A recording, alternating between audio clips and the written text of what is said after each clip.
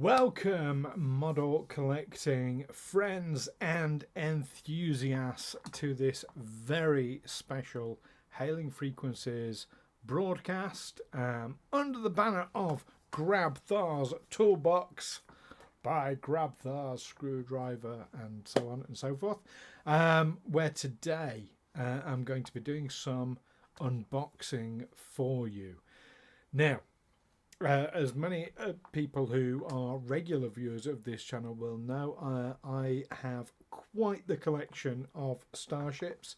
I have, well, I lost count, around about 400 of the Star Trek starships, specifically and mainly the Starship collection, Star Trek Starship collection that Eaglemoss put out for quite some time. So what happened with that, with Eaglemoss, in case you're not aware, about what must it have been, probably a year and a half ago, Eaglemoss, who were putting out these starships on a regular basis, you're getting several a month, and have been doing for a few years, they went bankrupt, basically, which meant that all of a sudden they stopped selling starships. Now, some of those, there were certain ships and space stations and things like that that they had in production that they were getting ready to sell. And there were other things that they'd had planned for the future. There were orders as well that they'd taken in that they weren't able to fill. So it got a little bit messy. However, hey, hello Windgrace. They replaced your damaged shipment and then went bankrupt a few days later. Yeah, I mean, so their customer service was up and down. It was a mixed bag. I've got to shout out Zoe, who worked for Eaglemoss, who I had a lot of contact with. So I basically subscribed with the Eaglemoss collection from day one. In fact, I was one of the people pre-ordering before it even came out. It was originally planned to be a 60-ship run. It ended up being 180.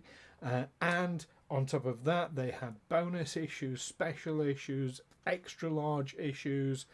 They then went on with the Star Trek Universe collection, Star Trek Lower Deck, Star Trek Discovery, not all in that order, but it ended up being a lot of ships. Hence why I've got over 400 now.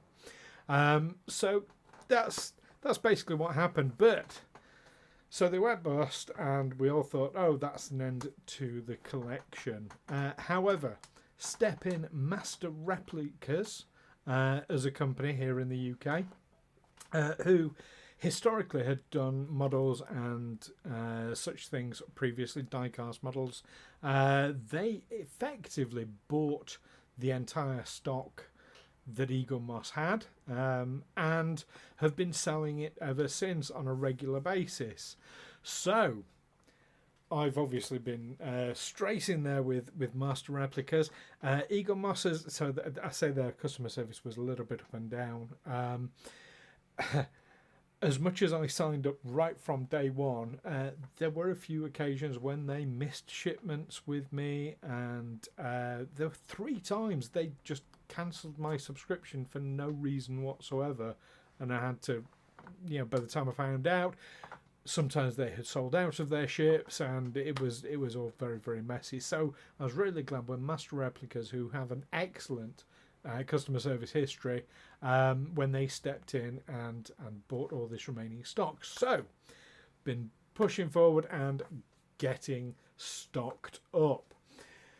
So I've been I've got quite a stack of ships to unbox. I've actually got 10 ships from Master Replicas to unbox here tonight. On top of that, I've also started a new collection because clearly I've got far too much room. I really haven't. I've run out of space for these things. But there was a company called Fanhome who have taken over the Build the Enterprise that the Eaglemoss were running, which is something else I'm doing. that's a whole other thing that I'm not going to be covering in this broadcast. But yeah, a company called Fanhome or De Agostini, you might know them as. They have started a Star Wars collection of ships. I believe they're expecting it to run to 60, so we will see. I have 11 of those ships to unbox for you tonight. So, and I also have a couple of very, very, very special ships to share with you as well that don't come under either Master Replicas, Eaglemoss, or Fanhome, or De Agostini. But I have everything ready to share with you. So on the left-hand side of the screen as you're looking at it, this is our display cam where we've got our rotating. I'll switch this on. Ready? There we go. That's rotating platform where I'll pop the ships on there so you get a good look at them all round. We have our space on the right hand side of the screen where I'm going to be actually taking stuff out of the boxes. So let's get stuck in, and the first thing I want to share with you is probably the most important thing. This one technically isn't an unboxing because I've unboxed it. Now my collection is incredibly important to me. It takes up a huge, massive part of my living room. Very, very few people have seen it in flesh, but one person has in particular, and he sent me something. I'm so incredibly touched by this. Many of you who watch our Star Trek Livingston game, our Star Trek Adventures game, will know Ed, of course. Ed is a model maker and painter, and he does professional commissions. He's incredibly skilled at what he does, and he sent me this for my collection, and I couldn't be happier. This was something that was missing from my collection, the Enterprise Space Shuttle. I was so excited. I wasn't expecting it. I was so incredibly touched by this. It is the proper Enterprise one. You can see on the side it says Enterprise. Really absolutely fantastic. So that will be taking pride of place alongside my USS Livingston that was also painted by Ed and 3D printed by Matt, who plays Dr. Bosch in our game as well. So that was the first thing I wanted to share with you because it's the most special thing. Absolutely incredible. When somebody does something for me like that, it really gives me this strong sense of validation, which won't go into details. I go into it a lot with my therapist, but yeah, validation is kind of a bit of an issue for me. But so getting something like that is, it gets me. I can indeed recreate the Enterprise opening credits now. I have all the ships from the Enterprise opening credits. So yes, I absolutely can. So I'm going to put this delicately to one side. Nice and safe. And then I have something else to show you, because when Ed sent me the package, I wasn't expecting it. I just got this random box. Don't know what this is. Opened it up and there was the Enterprise shuttle inside. I was absolutely gobsmacked by that. I worked out who it was that had sent it me, and also in the package was, let's get this, what's this? It's a tiny Enterprise sailing ship. Two-masted schooner, I can tell you.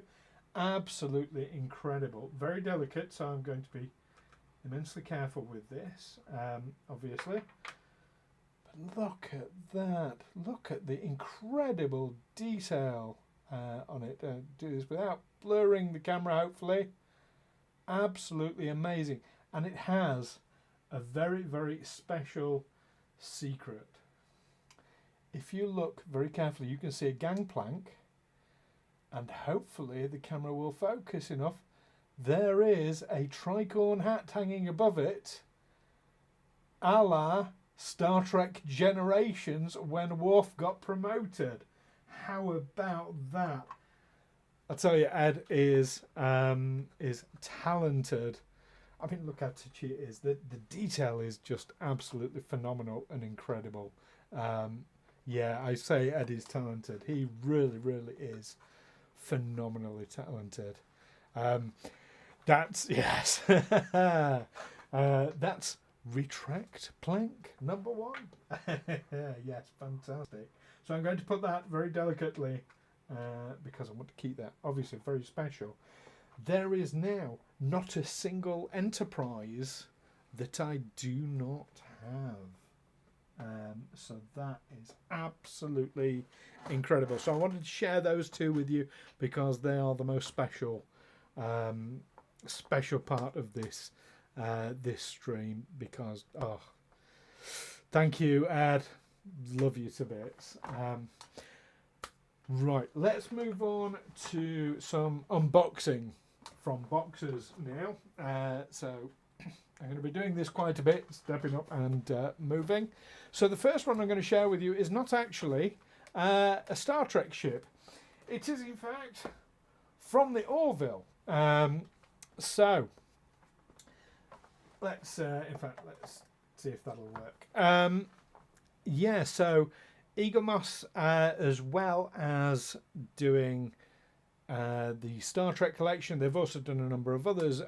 Aliens, for example, I've got all the spaceships from Aliens, and they did an Orville run. They just started an Orville run, in fact, not long before they went. This was an unreleased ship, one that they were planning to do. They'd got it in production. They went bust before they had chance to sell it. So here we are. It is the Kalon Interceptor. The previous ships from the Orville, they did an extra large Orville, a small Orville, and the shuttle from the Orville as well. So the Kalon Interceptor. Let's get it open and have a look, shall we? Being very careful for health and safety reasons. Don't want to have any accidents on screen.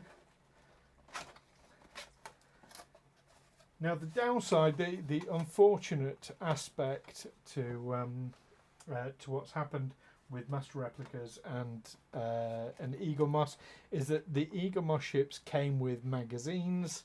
Unfortunately, the Master Replicas ones don't.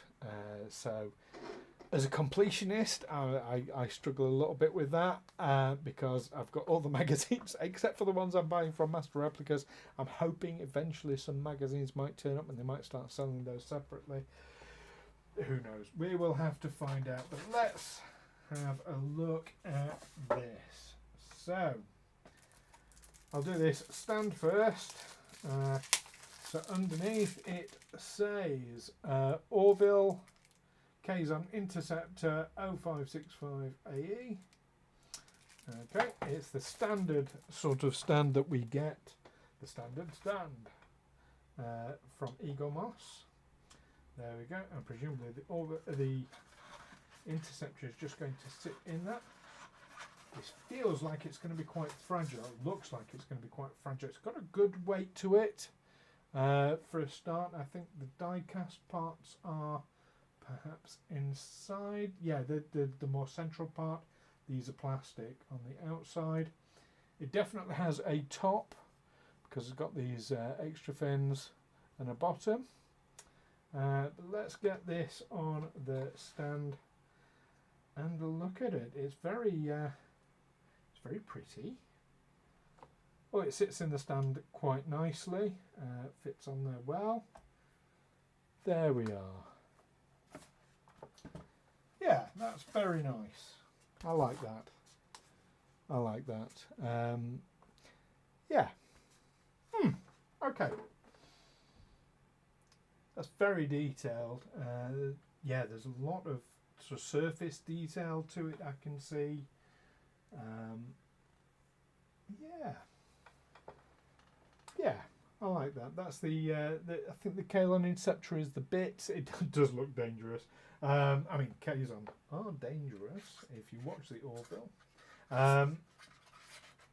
Yeah, I think this is the part that comes out from the main ship, I think. I'm not 100% sure, but I'd have to re-watch the Orville, and I haven't watched it for a little while, but there we go. That's that one. Let's move on to... now this is one that... so I was saying about the different collections. The one I didn't mention is Star Trek Online as a collection. So Star Trek Online is a game that many of you might play, and Eaglemoss did a run of 20 of these ships. The Enterprise F refit was one of the most sought after ships, and it's the one that they failed to send me out of the 20. So I've been looking for this. They do come up on eBay from time to time for ridiculous money. Like people want like 200 quid for them, which is rather stupid money, I think. So I've been champing at the bit to get hold of one of these to complete the online collection. And here it is. So let's get this bad boy opened.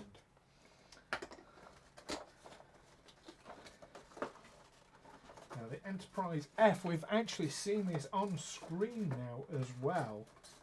And we've seen, so they did release as part of the main collection, the Enterprise F in Federation colours and in Star Trek Online colours. This is the actual refit. This is a version that was used in Star Trek Picard, of course, in Star Trek Online colours, interestingly. So yeah, so we have another one of these standard stands. It says USS Enterprise F 1424AE, and we have the traditional stand. It's quite nice. I think the source section is die cast, most of it. Maybe it's plastic on the outside. Maybe just this section here is die cast. Lot of plastic to it. I found this with Eaglemoss models. A lot of them are a lot of plastic to them. Occasionally you'll get one that's heavy in the die cast, but still huge amount of detail there. Let me get a close up of that. Huge amount of detail on the windows, of course. No Aztecing that I can see.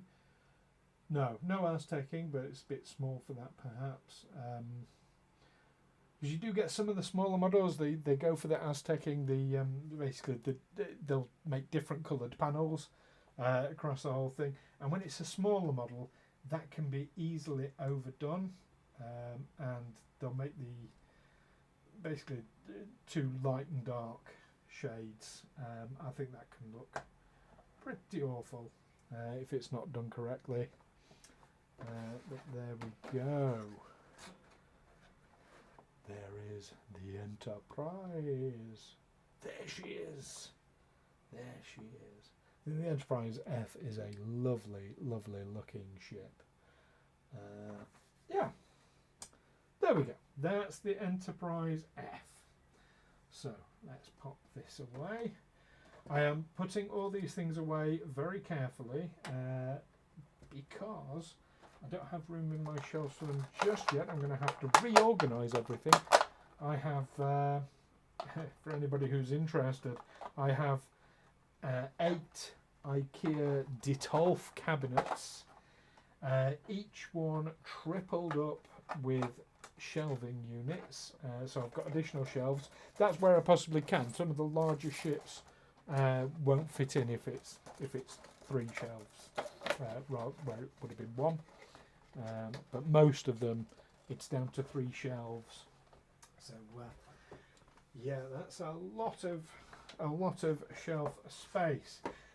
Aha! Now this was an unreleased one that they were planning to release, that they never got around to. So this was I want to say a bonus ship. think it was in the bonus. Yeah, some of them were bonus. Some of them were bonuses. Some of them were special editions. I think this was a bonus. Do I have all the Enterprises now? I do indeed have every single Enterprise. And if you like the idea of if you'd like the idea of me ranking starships, watch this space. That's all I'm going to say. There is something coming in the next couple of weeks that should make you very happy. So yeah, keep watching this space. So here we go. Riemann Flyer. Interestingly enough, I've actually stood next to the real Riemann Flyer. Of course. There we go, from Star Trek Nemesis. Oh, this is quite, I was saying in the last one, some of them you get quite a lot of die cast in it. This one, the main body is die cast. That's plastic on the top, obviously. That's a plastic clear cockpit. But the rest of it is die cast. So that's nice, lovely, lovely lines on this. Nice detailing again. I'm not going to keep saying nice detailing because, you know, it is. Yeah, there's a bit there. So let's get it on the stand. Apologies for the noise when I'm taking these things out.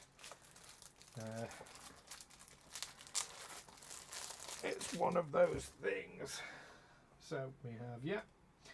Occasionally, Eaglemoss did get the stickers wrong. I do have one or two ships that have incorrect stickers, so worth doing this on each one. Yeah, Riemann Scorpion Attack Flyer. There we go. What is it? 1358. Let's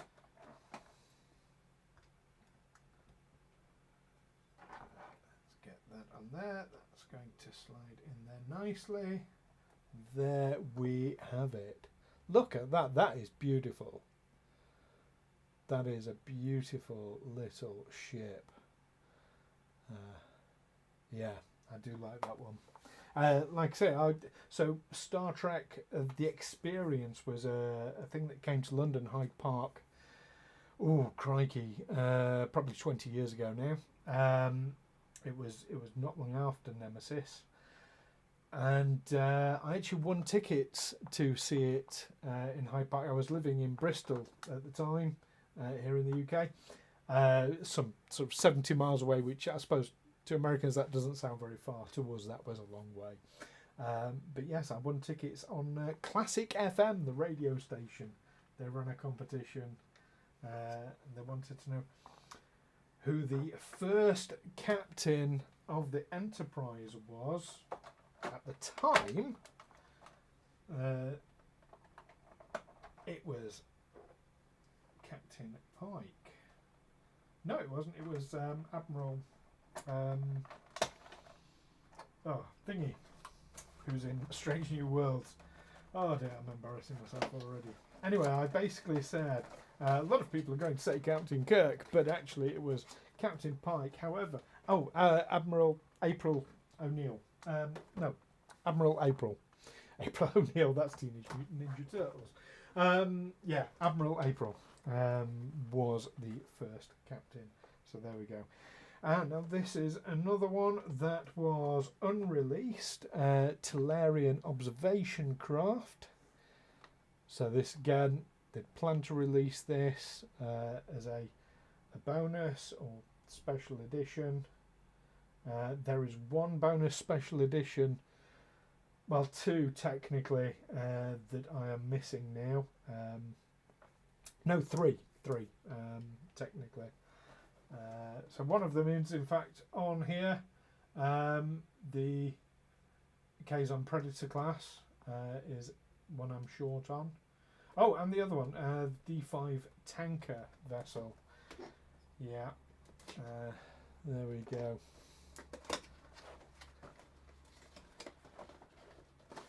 Oh, this one. This one's come with a magazine. Well, how about that? The other ones didn't. I would have known if they had. So I wonder if this is a special. Oh no, it's still got the same bonus ones. Yeah, so it gives you information about the vessel, what episode it was in, what happens in that episode, some technical details, some nice little design bits and pieces. I won't go into it too much. Oh, and a bit about Jerry Taylor in general as well. There you go. So there we go, a magazine with it. Very pleased with that. I was saying about the magazines. So here we are. This is, again, this is mostly die cast. Very pleased with that. So the main bulk of it is die cast. Those fins are die cast, those fins are plastic. The longer fins. Again, really intricate detail. I don't know how well you can see that detailing there. Very, very nice ship. Trying to remember about the Tellarians. Don't remember that much in the episode. I mean, as a completionist, I'm just like, you know, if there's a ship, I've got to get it. That's how I am. That's probably why I'm single. Tellarian observation craft. There we go. 0046. This is an early one. There we go. I'm also one of the very, very few people. I'm incredibly lucky. Eaglemoss released, they only released 400 of the USS Glenn, the sister ship to the Discovery. And they did it as a convention exclusive, and then afterwards put it available for sale to sort of loyal customers. I'm very lucky. I am one of the few people who has one. So there we go. That's the... No, I put that in the stand wrong. You know, I didn't think that was sitting right. There we go. That's better. That's how she should look. It is a cool colour, isn't it? You get a few in sort of similar colours. The Bajoran ships, I think, are this sort of off-brown colour. I think there are variations on the merchantmen that were this sort of colour as well.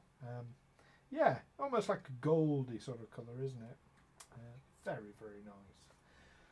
There we go. I have one more of this size, and then we're on to some big ships. We like a big ship. So let's pop that away, nice and safe, until I can get it, get space for it in my cabinets. They're all big glass cabinets that I've got, and now this one, when I said that's sort of 3, so there's a Voyager episode where B'Elanna reactivates a robot basically, and you've got the Kravik and the Praelor. Well, Eaglemoss were going to release, well, they were going to release the Kravik. This is another unreleased ship.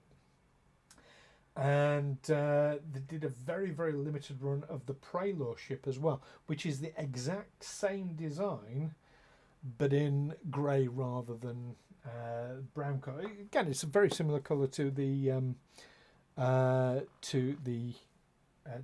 vessel we've just looked at. So the Praelor vessels were incredibly limited. I think there was about 200 of them, and what Master Replicas decided to do was, rather than selling them, they did them as they ran a competition where you could enter a draw, and if your name got drawn, then you were entitled to buy one. And I tried, and I didn't get through on the first round. However, there were some people who got picked who, for whatever reason, didn't want to buy one. Perhaps they thought they were winning one rather than having to buy one, so they released some more under the same principle, and I didn't get through on that either. Like I said, as a completionist, this was not comfortable for me, but I was trying, certainly trying. And then there were a few more again, so this third round, rather than making it a draw, they just put them for sale on the website but didn't tell anyone. And they were all gone by the time I found out, which was within a couple of hours of them going up. So, yeah, missed out on that. The Prelor vessels now going, again, on eBay. Look them up. They are stupid money. But there we go. Yes, it's a similar sort of colour again. There we go. Prelor vessel. This, I can feel that there is some die cast in there. It's got a good weight to it, but it's feeling like plastic. In fact, I can even see a seam. There we go. But incredible detail. The amount of detail on these just absolutely blows me away. Let's get this on the stand. And then we'll get into some big ships, because we know we like big ships. Yes, I'd heard about this as well. So, headbutting my microphone. So, we know this is a Kravik warship because of its colour. It's not grey. However, when Eaglemoss made them, they made an error. You see there, it says Prelor warship. Now, the Prelor warships, even though there was a very limited amount, their stands said Kravik warship. So, that was another reason for really, really, really desperately wanting to get hold of one of these, because then I could swap the stands over and have them correct. But there we go. Who knows, one day, if I win the lottery... is that just sitting there? It doesn't... Yeah, it seems... it's not... Okay. But it just sits there. Okay. That's quite nice. Where's the warp nacelles? Would they be... I suppose... Yeah, I can see lights in the edges there. So that they'd be in there, wouldn't they? Curious. Oh, Ed! Ed is here, everyone. Ed has missed the bits where the ones he sent me. So you might want to go back to the beginning of this video, Ed. I gush about you quite a lot. You might blush. But if anybody has any commissions for models that they want doing, Ed is your guy. He is absolutely phenomenal with the models. Highly, highly, highly recommended. So there we go. That's the small ones done. Anyway, we've got 5 more Star Trek models, and they're all big ones. And then we've got 11 Star Wars models. Now, I got very, very excited about this next one because, again, whilst I was subscribing to Eaglemoss every now and then, Robert April, I mentioned Robert April earlier, first captain of... I'm wondering how far behind you are with the with the viewing there, Ed. Obviously a little bit behind. Not to worry, you'll catch up, I'm sure. So they were running Discovery models, Discovery Collection, and again there was one particular model that for some reason Eaglemoss didn't send me. I think this was one of the occasions they cancelled my subscription in error and sent out ships, and I didn't get one, and that prompted me to contact them, and that's how I found out they'd cancelled it. By the time it was reinstated, they'd sold out. And then looking online on eBay for this particular ship, it was hundreds of pounds. Hundreds. So when Master Replicas came up with that, I was very, very pleased indeed. My Discovery collection is now complete. It hasn't been. So yeah, I was very, very happy when they came out with the Voyager J. So here we are. Let's get into it and have a look. I'm doing this all sort of live on the unboxings of it. If I open them and they're broken, I'm going to be very upset. But you'll get a genuine... Oh, it's got a magazine! Yay! Excellent! That means I've got all the Discovery magazines. So let's have a quick look in that. So, of course, the Jet has floating nacelles and a floating saucer section. I didn't notice that on screen. So it's 4 parts to it that are not actually connected. Quite interesting. Yet talks about the ship. Yeah, designing it. Some obviously alternative designs that they were looking at. Yeah, there we go. See, I'm telling lies. There was actually one other ship that they didn't send me. In fact, I think it was 2 that came out, and I haven't had a ship from you for a while. We'll come to that other one. Excuse me. Next, in fact. So, got to try and figure out. So they've connected the saucer section. Let me get this right up so you can see. So they have actually connected the saucer and the body. That's fair enough. Let's work out how this is going to go. So that's going to fit on there, and then these go at the back like that.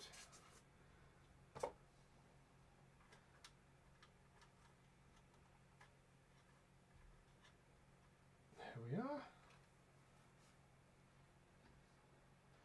Yeah, I know people have modified, so the Discovery 32nd century ships in particular, people have made modifications rather than having the clear plastic for connecting them. They've used sort of thin but strong wire. I don't know how I feel about modifying. I like the idea of it, but also I like keeping them as they were originally designed and originally supposed to be. So yeah. Now this, I mentioned the Aztecing earlier. I'm gonna lift this up to the camera so you can see perfect example of what I mean by Aztecing. See the different colours you get there. There we go. Yeah, it's a little bit way back in the stream, I think. But there we go. But very nice. Very, very, very happy to have that included in the collection at last. So, I'm going to figure out how to dismantle this now. There we go. Does that go there? No, that doesn't go there. Oh. Engines go there, or the cells rather. It was that up there. There we go. So we're down to 4 more Star Trek starships. Oh, don't think I showed the bottom of the thing. There we go. USS Voyager, NCC 74656J, 3855. So I think they quite often made about 4,000 of them. So this was obviously one of the later ones. I was very lucky to get this. What happens quite often with the Master Replicas drops, certain ships will go live at a particular time of night, usually 9 PM on a Friday. They also do some drops on on Wednesdays as well, usually restocks. But yeah, Friday nights, 9 p.m. here in the UK. I think 1 p.m. Central, something like that. And they will go live, and people like me will rush on there and desperately kind of make the purchase as quick as possible before everyone else does, because they've only got limited stocks. So yeah, a lot of people quite often go on social media and are very disappointed not to have managed to get the ship they want. This was another one I wanted. This now completes. Yes, it completes the Discovery collection. For me, the Jubaya, or Jubaya. Not 100% certain on the pronunciation of it. Oh, let me do the box on the stand so you can see all the way around. There was no sellotape. Oh, get caught. There we go. There was no sellotape on this one, interestingly, which doesn't worry me. But I know some people can get really funny about the sellotape. You know, they have to peel it ever so carefully so that they can seal it back up and make it look like it's never been opened. That doesn't worry me. I mean, you've seen I cut into the sellotape, but not having any, bit odd. No magazine in this one, so I am missing the Jubaya magazine. There we go. I think my favourite from this collection is the USS Nog, just because of Aaron Eisenberg, paying homage to him. There we go, USS Jubaya, NCC 325080. There we go. I did think that was a lovely tribute to Aaron. The ship itself is called the Eisenberg class, the Nog. So there we go. Curious ship. This one doesn't have floating nacelles. In fact, this one doesn't appear to have any nacelles at all. That bit in there is die cast. The rest of it appears to be plastic. But again, I mean, this, yeah, you can really see the Aztecing. There we go. Yeah, Ed's just got to the bit where he's where I said. There we go. A bit of polystyrene in there. Let's get it on the stand and get it displayed. So, got a weird stand. This one, got to hook that in there. There we go. Yeah. Oh, that's not polystyrene. That's a bit of detailing in there. But an unusual ship, this one, and I'm quite pleased with, especially going forward like nearly 1,000 years to the 32nd century.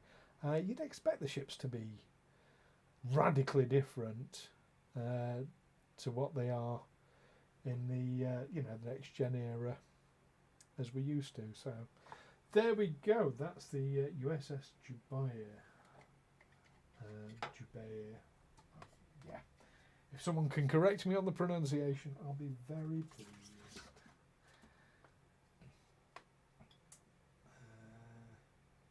Now I have to figure out how that goes. There we go. There we go. So three more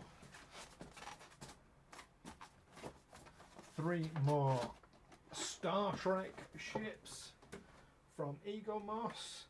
This one here was an unreleased ship that Eaglemoss were planning to release, the Caretaker's Array.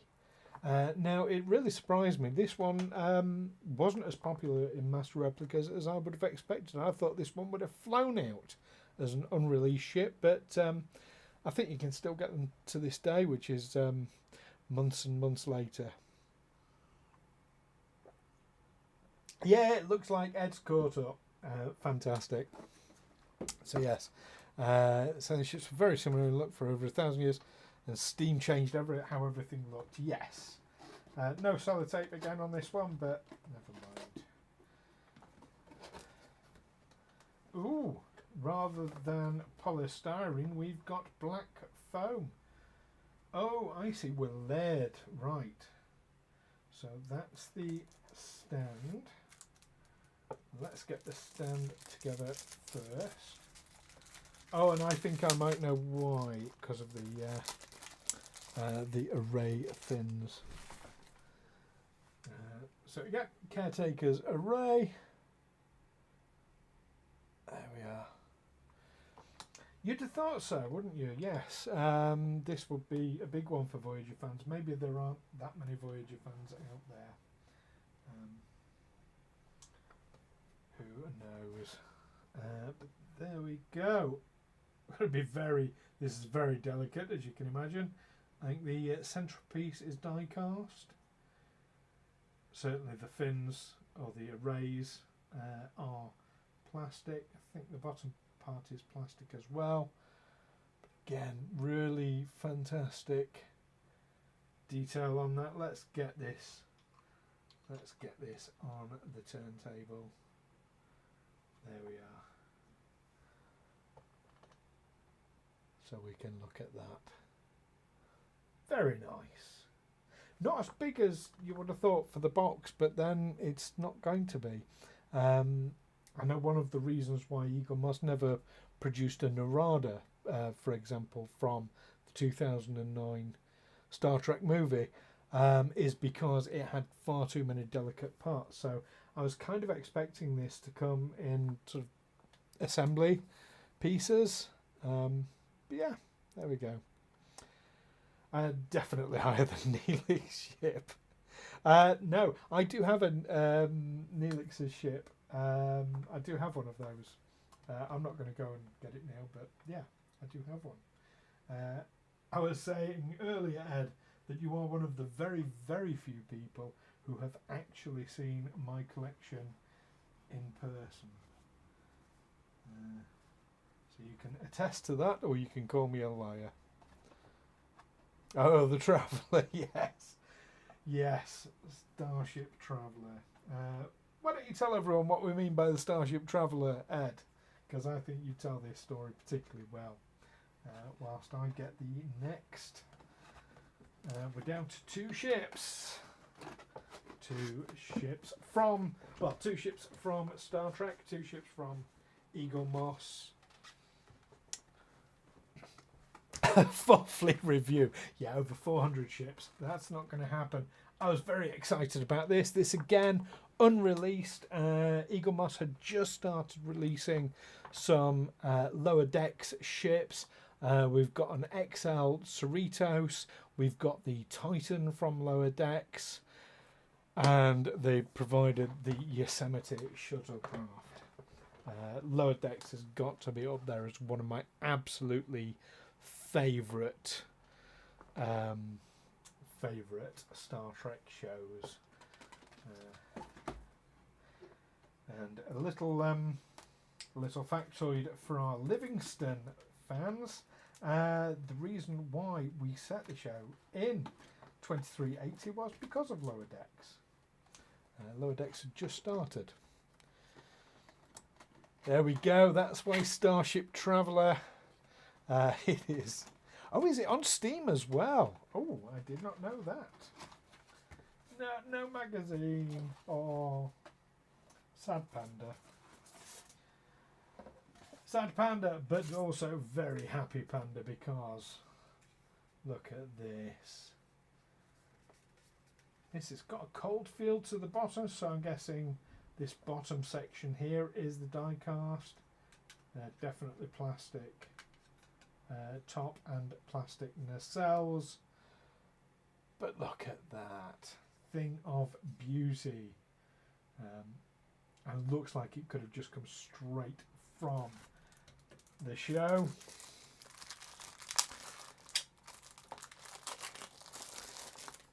I don't know, Livingston has got far more serious than I originally intended. There we go. There we go. Yosemite Shuttlecraft 2041 on this.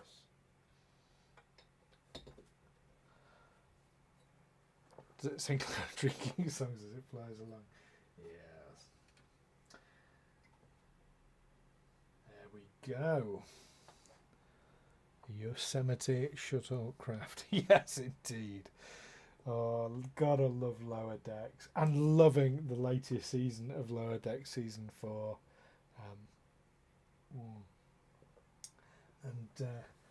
And also loving Windgrace. So Windgrace in the chat here.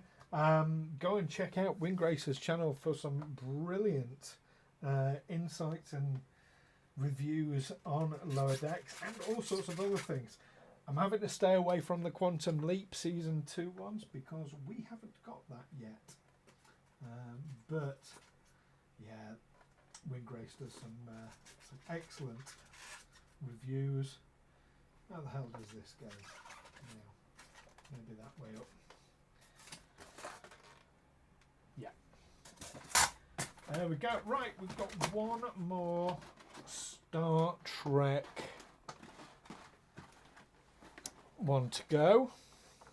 Yes, no Quantum Leap Series 2 spoilers, thank you. And here it is. This again is another unreleased one, but a very, very, very special unreleased one, because Eaglemoss released a variety of gold ships. They released large and small of the original Enterprise, like Kirk's Enterprise, and Enterprise D. They did a large one and a small one. They were planning to do another one, and this was unreleased. I give you the gold E. Not goldy looking chain, but just the gold Enterprise E. Very, very excited to get in and have a look at this.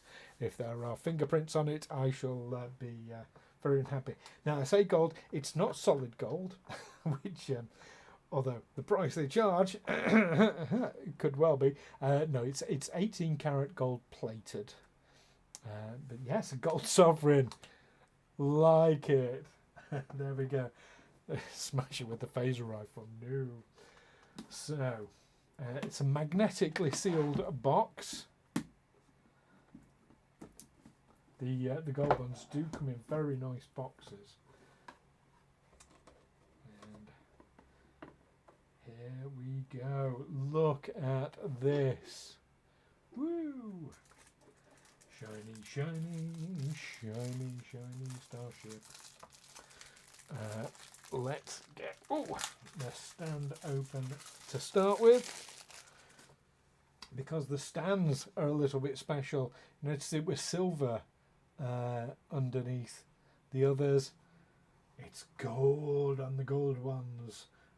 So yeah, USS Enterprise NCC 1701E 0100. So this is number 100. Ooh, there we go. Being very careful with this. So this feels metallic all over. Of course, it's not. The saucer section. So this is basically the same mold as the die cast, as the standard XL ship. So the saucer section is die cast. Secondary hull and the nacelles are plastic, but like I say, it is all gold plated.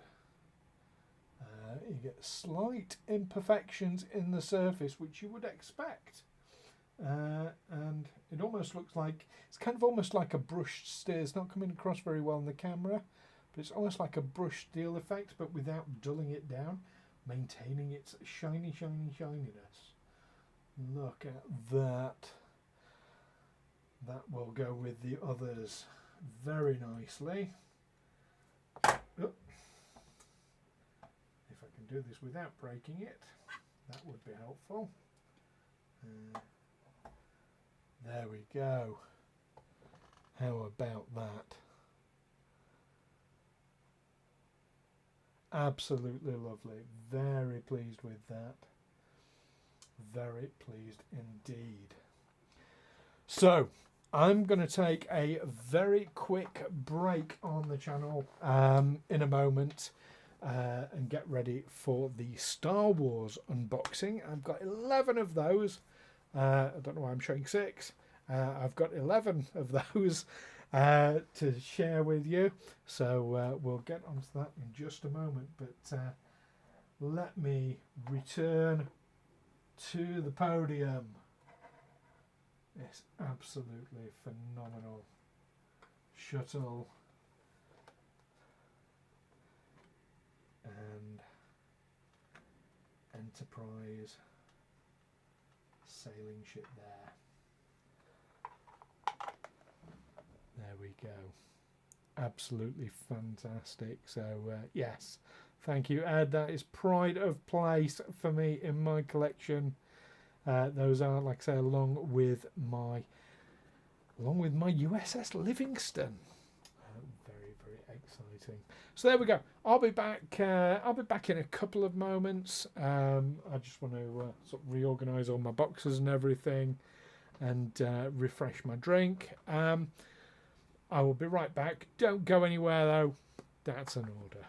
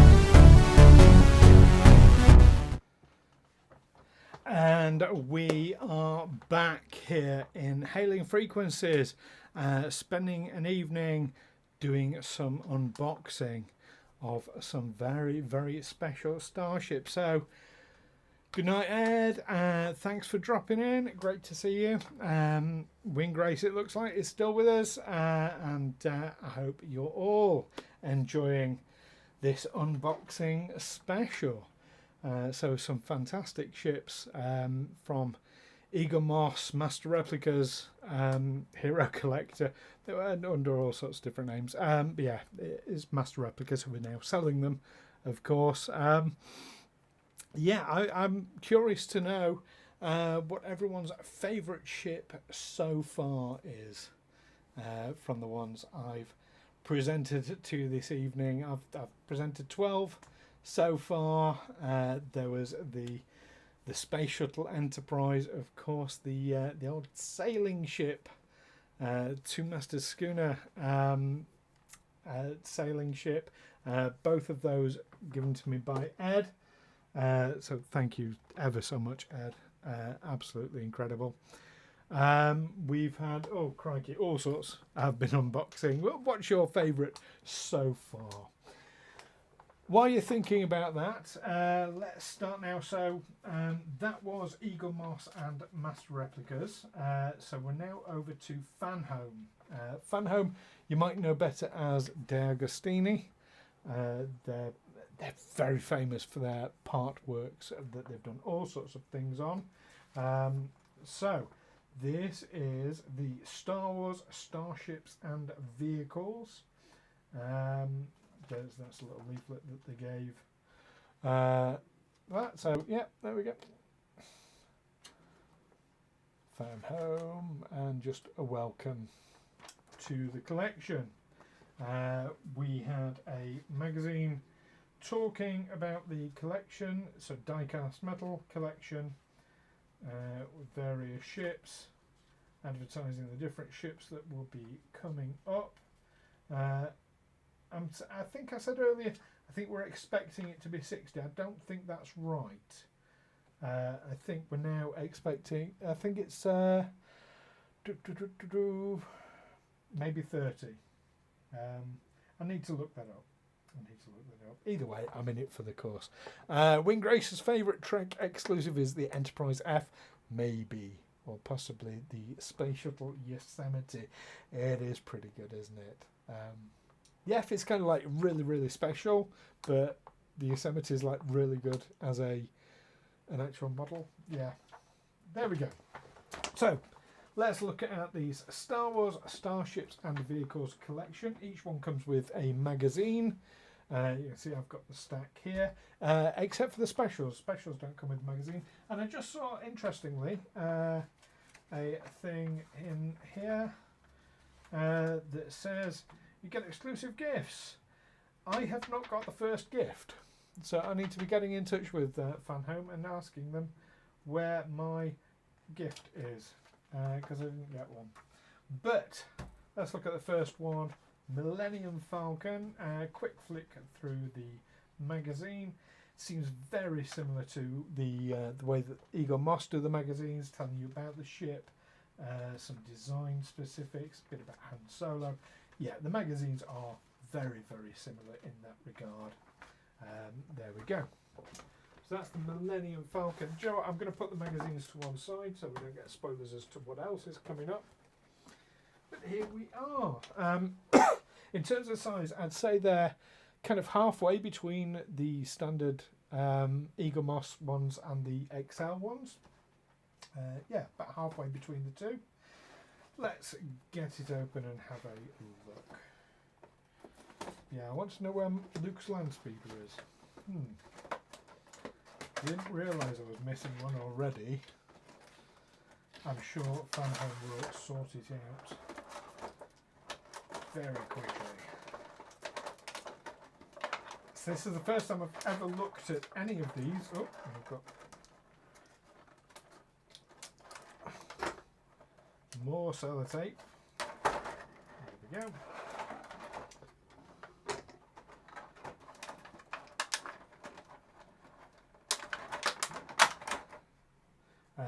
Just a plastic stand with Star Wars emblazoned on it, and that will fit in there. And then we have the ship herself. They don't make these very easy to take out. There is a lot of die cast in this. A lot of die cast. I'd say a couple of the extraneous bits are plastic, but the vast majority of this, yeah, vast majority of this is die cast. And look at those details. Paint job is absolutely phenomenal on it. I mean, you'd expect it to be for their flagship sort of first issue and what have you. Nothing inside the cockpit that I can see, but it's clear plastic, interestingly. But very, very nice. Now, I'm guessing there's a little slot there. I'm guessing that's what this goes into. And it goes like that. There we go. Gorgeous ship. Yes, yes, I'm very pleased with that. Very, very nice. So lots and lots of detail. The stands, okay, stands could be better, but I've seen worse over the years. Yeah, and they're a bit. Oh, there was something else. There we are. It's got a name. I nearly missed that. It says Millennium Falcon on the front. So yes. So just in case, when you've got your collection on display, you look at this ship, you don't know what it is. It's there on the display. I mean, if anybody's buying this collection and they don't know what the Millennium Falcon looks like, I don't know. I'm going to go home and start again, maybe. But there we go. That's the first one. Let's have a look at the second in the collection. We have the, I think this is Darth Vader's, or is this the bomber? No, this is the bomber TIE Fighter. Or is it the Darth Vader's TIE Fighter? Doesn't say on the box. But not to worry, it'll say on the stand. We now know. Oh, hate doing that. I do keep the boxes quite nice, but I've just done that one. Not that it's the end of the world. Oh, they don't want to come out. So here's a little tip for anyone from Fanhome who happens to be watching this stream. Make them easier to open. That's better for streams. So this is, oh, it is Darth Vader's TIE Fighter, it says there. Darth Vader's TIE Fighter. The stand is otherwise exactly the same. That's a yeah, that's a paper sticker that's on the front. There we go. It's there for future generations to know what ships we flew around enjoying our time on Earth. Yes.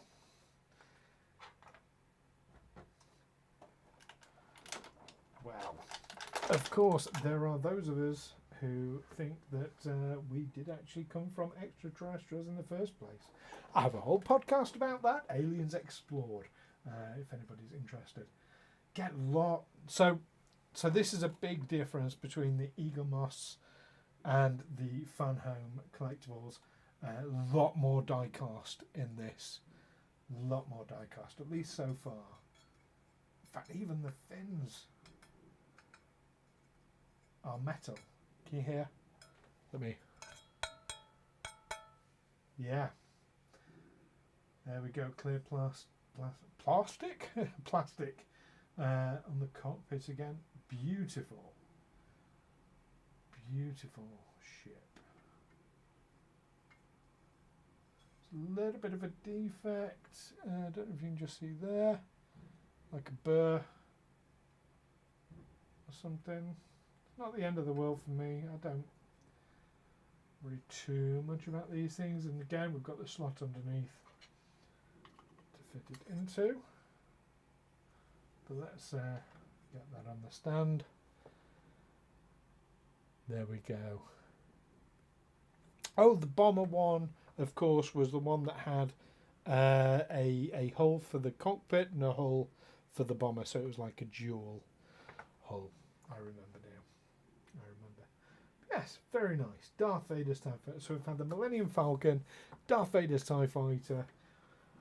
What else do we need? Oh, maybe an X-Wing. That might be something iconic.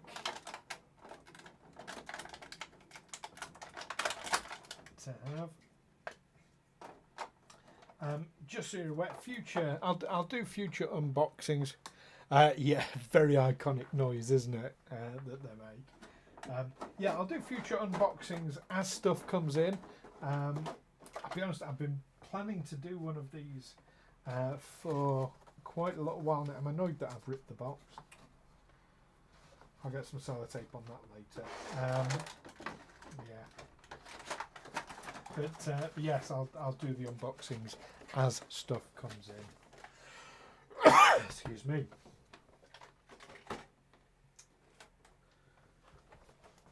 There we are. As I mentioned, an X-Wing. And here we are, we have an X-Wing. This is Poe Dameron's X-Wing. Black One, I think it was called. Being a bit more careful about the box this time.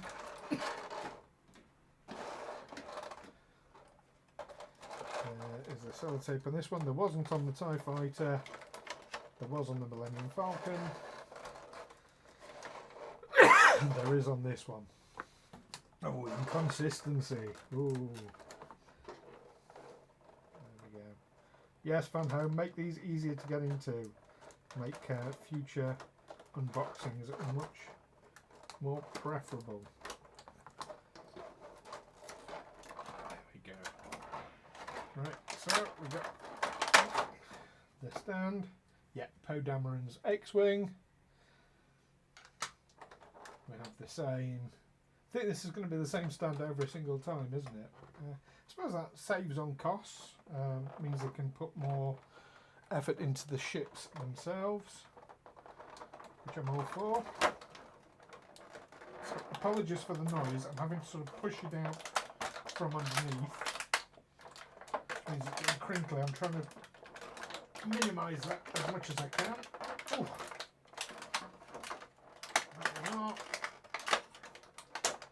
Obviously they have to be in very carefully for transport. Yeah, again, loads of, yeah, there's only the attack prongs that are plastic. Very nice. Do you know, I thought it was actually black, the Poe Dameron's X-Wing. This is well, this is more of a grey material. Seems to be brushed as well. I don't know if how well you can make that out, but it's like it's silver brushed over the top. There's BB-8, look. Get a good look at that. No, the camera's not going to pick. There we go. BB-8. Yeah. There's the slot for the mount.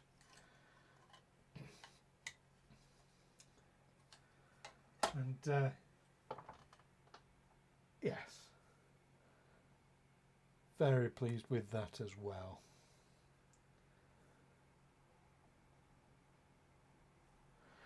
Right, let's get the next one.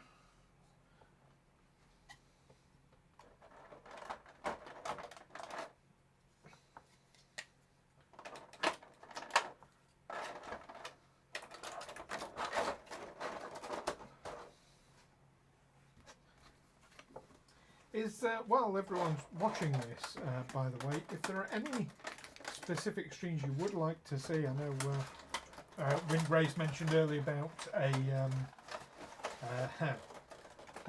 show ranking the Enterprises, which I like the idea of, and there's definitely something. Yeah, I don't want to give away spoilers, but there's something coming. That's what I can say. But any other streams that you'd like to see, then do shout out. Do put something in the comments. We've got an Imperial Star Destroyer in this one. Now, obviously, these ships are not all to scale, but that's fine. That's fine. I kind of, if a collection's meant to be to scale and it's slightly off, that's irritating. But if it's not meant to be in the first place, it's fine. I've got no issue with it not being. I can get a little bit sort of almost OCD about things with them. Yep, Imperial Star Destroyer. There we go. The ship we really want to look at. Oh, that came out really nice and easy. because it is just one big lump of die cast. Maybe these are plastic on the top, the shield generators. Really nice detailing across this. Very nice. Oh, blue engines. There we go. And underneath we've got the slot as well, and the launch bay. Very nice. Yeah, I'm really liking these Star Wars ships. They're good quality. As I have noticed, like slight defects, but nothing to write home about. There we go.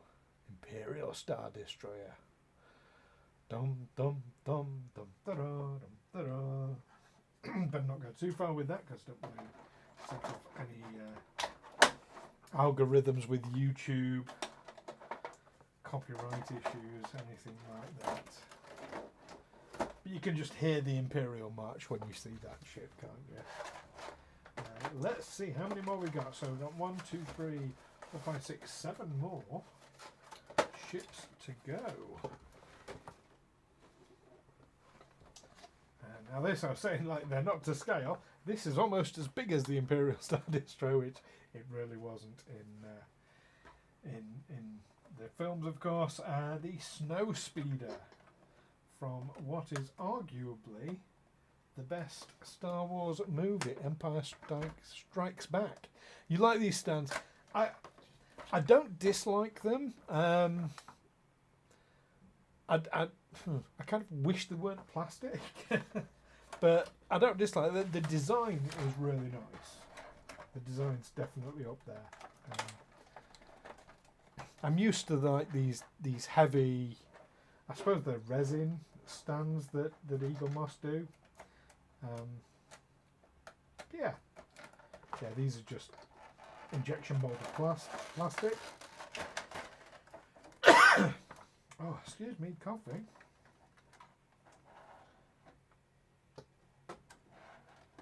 Now, am I missing a bit? No, it's underneath. There we go.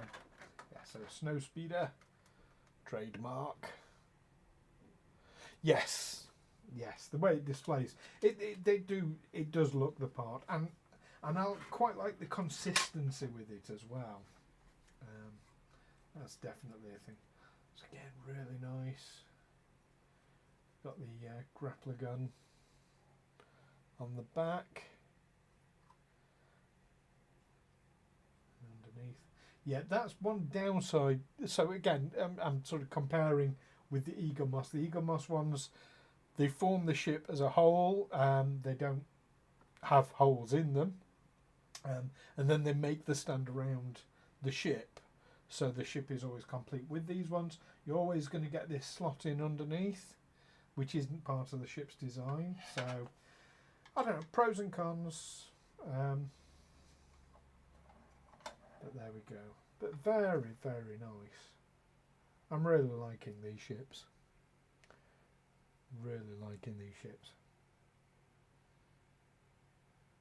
Takes me back to the days when I was a kid. I would get lots of kind of Star Wars figures and ships and things for Christmas and what have you, and birthdays. Had quite the collection, which, like most of us, went by the wayside. And of course, you know, got a fraction of their value for. But hey ho. I was the same with Zoids. Really liked my Zoids as a kid. And Transformers. So Star Wars, Zoids and Transformers. That was my things as kids. Here we go with the next one. The Imperial Shuttle.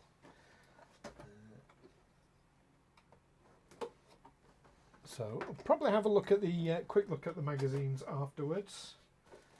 Just a quick sort of flick through them. I'm hoping they'll do some sort of binder for the magazines, because otherwise they're going to end up in Star Trek Eaglemoss binders, and we don't want that.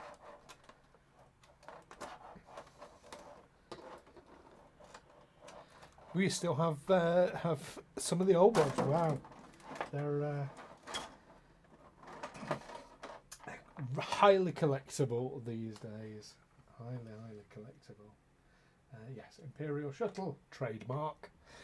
I mean, do they need to put trademark on it when it's like this? I suppose it's the Disney Corporation, isn't it? I have opinions about them. That's a whole other thing. That's a whole other stream right there. But there we go. Get gorgeous levels of detail on all this. Really good weight to it as well.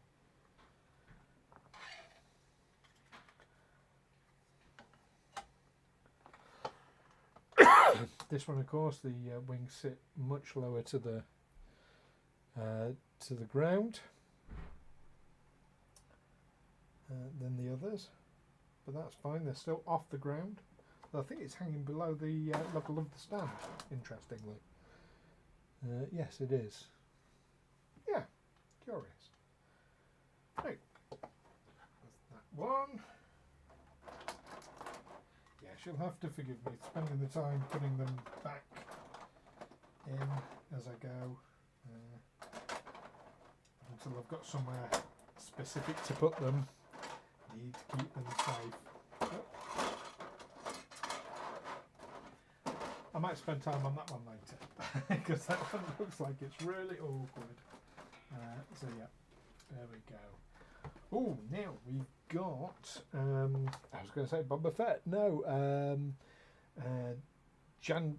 I've forgotten his name from the Mandalorian. Jin Daren.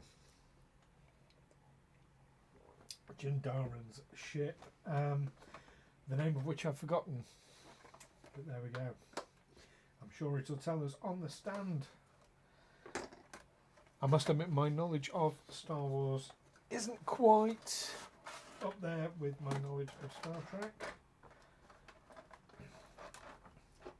But I did enjoy The Mandalorian. I think I'm one of the very few people who didn't enjoy Andor. It's very difficult to get into. And I haven't watched Ahsoka yet. So, here we go. Very nice. Again, amazing detail. I'm guessing they must take the studio CGI models of these, and that's how they're creating the molds for them. Oh, the Razor Crest, of course, yes. Trademark. Razor Crest, yes. You go in there just in time, Windgrace. The Razor Crest. Trademark. Got to say trademark after every single ship now. Because it's Disney. So there we go. The Razor Crest. Trademark. Very nice. Very pretty ship. Didn't take to it when I first started watching The Mandalorian. Didn't take to it at all. But it's one of those ships really grown on me in a big way. There we go. Right, I've got four more of these Star Wars ships left to go.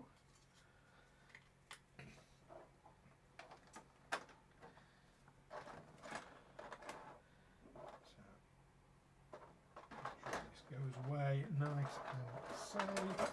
Like I say, got to keep them safe. Yes, I was the same with the Cerritos, and now one of my favourites.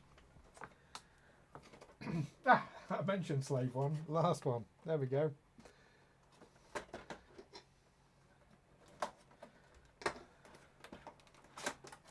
When I said that, I did not know that this was the next one.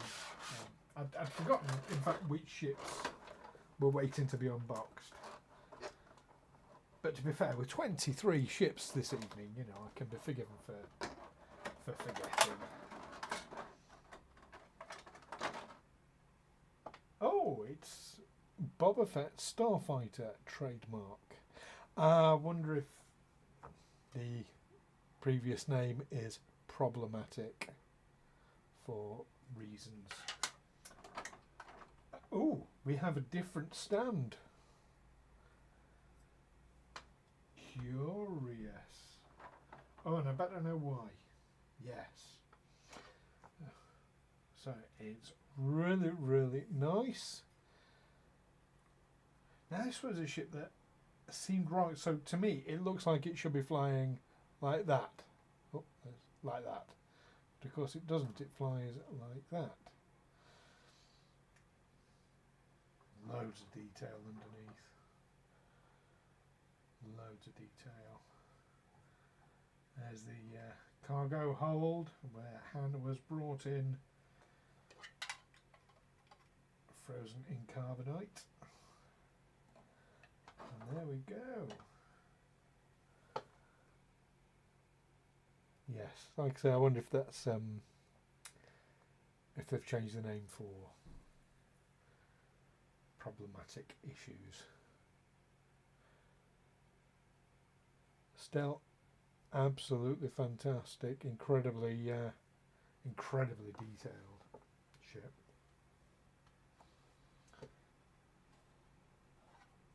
There we go. If indeed that was the reason for them changing the name, my apologies to anybody watching who didn't like me mentioning the name as was. That was, I'll be honest, things don't occur to me all the time, so I have to have people telling me sometimes. Oh, can I say that thing? I don't intend anything bad by these things, but I do understand the need to be careful what we say. Then we have the Death Star. Now I'm intrigued to know which Death Star this is. I think it's got to be the first Death Star, hasn't it? This one.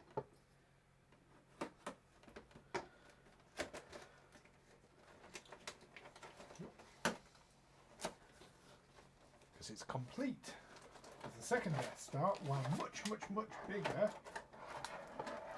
looked incomplete when it wasn't. Now feel the power of this fully operational Death Star. Yep, Death Star trademark.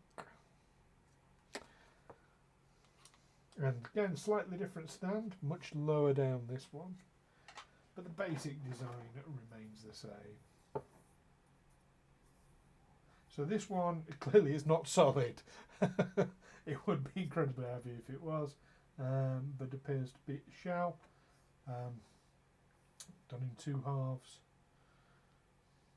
There we go. Its main weapon.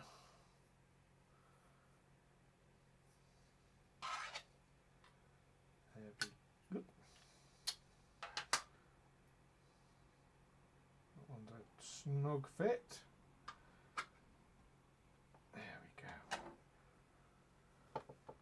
And it's a ball. Ah, that's no moon. That's no moon. There we are. Is it a Borg sphere? Is it a Death Star? Is it moon? There we go. Nice. I suppose I was about to say, would this count as a vehicle? But of course it does, because it does move. Transports lots of people a long way. So, yeah, it is of course a vehicle. Because this is not Star Wars Starships, it's Star Wars Starships and Vehicles. There we go, down to our last 2 items now. We have the AT-AT. AT-AT now, all-terrain attack something, isn't it? And I know the little one, the 2-legged one, is an AT-ST, all-terrain support something. Transport. Is it transport? Like I say, my knowledge of Star Wars is lacking compared to Star Trek.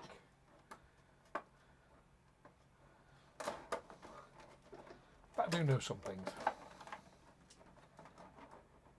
This one comes built into the stand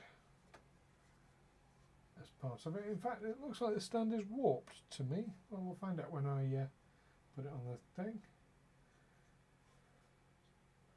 Very nice. Again, solid die cast, just except for the bit sticking out. Really, really nice there. Yeah, that's definitely warped. Let's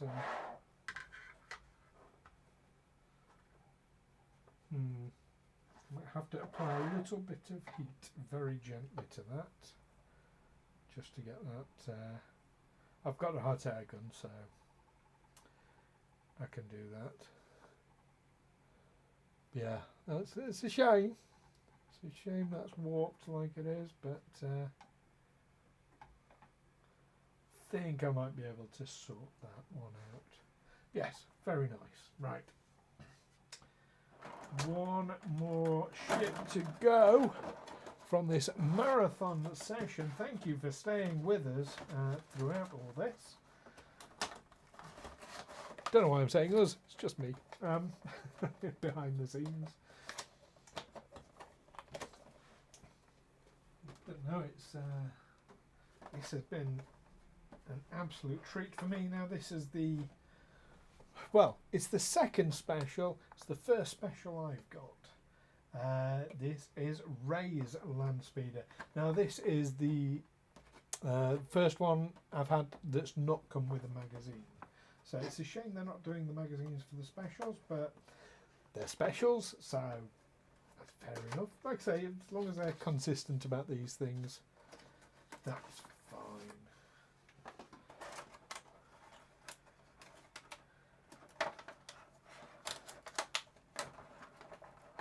Don't want to feel like there should have been a magazine and I've not got it, you know.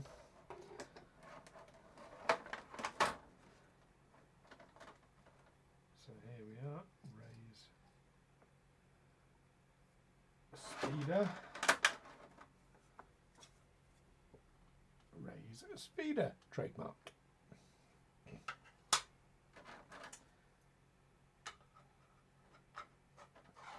And there we go. So the front end is plastic.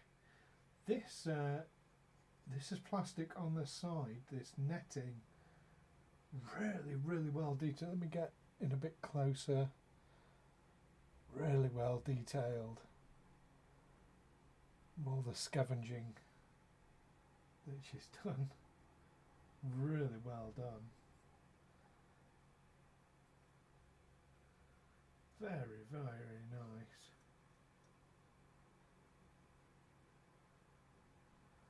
Very nice indeed. And let's pop that on the stand. There we go. So that's it for the... Shouldn't that be tilted forward? There we go. Nope, now it's sideways.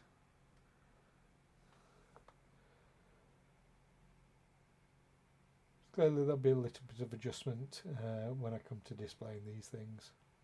But there we have it. So I'm intrigued. What was your favourite of the Star Wars vessels? I'd like to know. Now, it's not just Star Wars starships, it's Star Wars starships and vehicles. So yeah, what was your favourite Star Wars vehicle? I'd really like to hear. My favourite, it's not a Star Wars one, but my favourite from tonight, still a toss-up between the Enterprise shuttle and the sailing ship. Let's have another look at that. Don't want to handle this too much because I don't want anything bad to happen to it. So yeah, need to handle it as little as possible, but absolutely phenomenal. So the X-Wing. Yeah, I mean, I'm hoping at some point they'll be releasing Luke's X-wing, because I actually prefer the colour of Luke's X-wing, if I'm honest. So yeah, yeah, the X-wings are definitely a nice one. The Falcon, though, I think the Falcon is such an iconic ship in itself. You know, in very much the same way that the Enterprise is. You know, one glance and you instantly know what you're looking at. And of course, the Falcon has been in Star Trek, as indeed has the Enterprise D been in Star Wars. So there we go. As it was in, I think it was episode 3. The Enterprise D was seen flying outside of a window on Coruscant, and the Millennium Falcon was at the Battle of Wolf 359. So there we go. So yeah, I think the Falcon is probably mine, to be fair, but I can definitely see why you would like the X-Wing. But there we go. Hopefully you've all enjoyed this unboxing. Like I say, future ones will be much briefer, and I'll be able to focus much more on the ships. In the meantime, if there is a specific ship, if there's any Eaglemoss ship from Star Trek, the Orville, or Aliens that you really want to see, please do mention it in the comments, because I'll make a point of doing a close-in look at that on a future stream. But in the future, we'll just do some basic unboxings of whatever comes up next. I've got, I know I've got another load of, I think another 3 Star Wars ships coming. I do have some Eaglemoss ships on order at the moment with Master Replicas. They're, depending on the ships, sometimes they take longer to get out than others. So there we go. Mirror Universe variants. I do indeed. I have a few Mirror Universe variants. We've got Discovery Mirror Universe. We've got yeah. I'll definitely look at some Mirror Universe. Absolutely look forward to that one.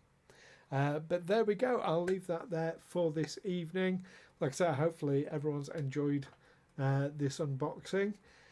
So until next time, what's our next stream going to be? I think we've got no more Livingston now until next year, but we've got the review episode of the final Lower Decks for season 4, episode 10. That episode actually drops here in the UK tomorrow, so literally in a matter of hours here. So Alistair and I will be looking at that, giving our good, bad and batshit takes on the final episode of season 4, which is built to quite the crescendo. I'm not ready for the end either, but we know that there's a season 5, so it's not the end. So I'm holding on to that quite desperately. But yes, and of course, for Frasier fans as well, we've got our Joyous and Jejune hot takes on the new episode of Frasier. That one drops on Friday here in the UK, so 2 days time. So we'll be looking at that as well.